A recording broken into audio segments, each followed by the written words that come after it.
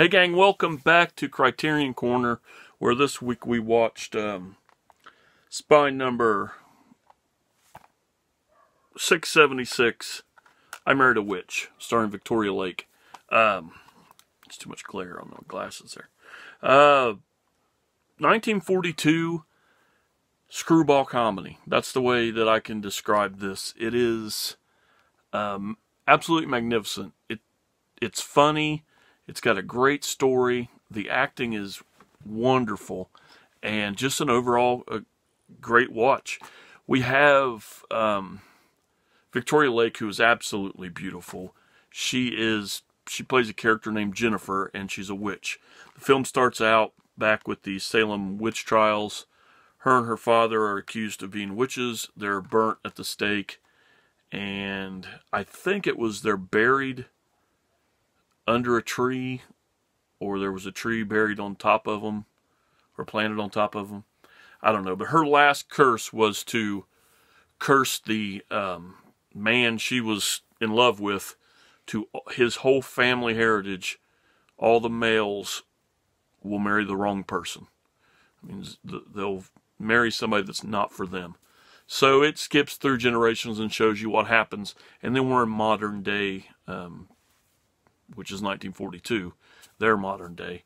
And she is unleashed with her father through a lightning hitting the tree and opening it up for them to escape.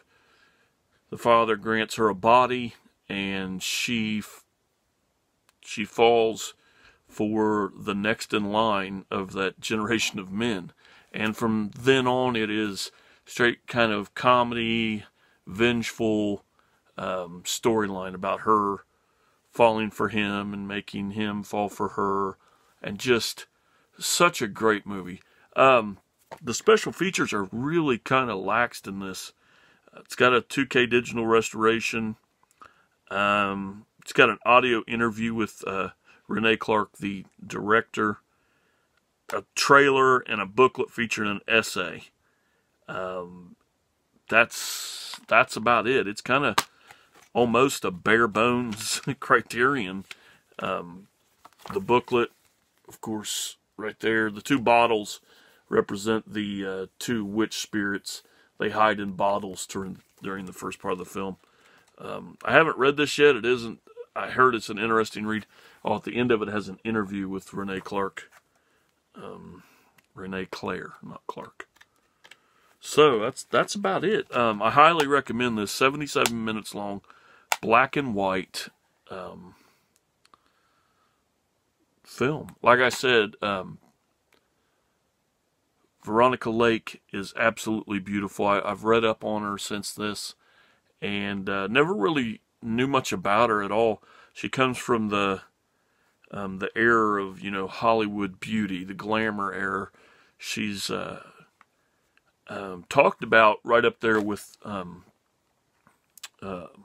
Marilyn Monroe and those type. There's a picture of her right there on the back, if you can see it. She plays this so smart. She does play it. I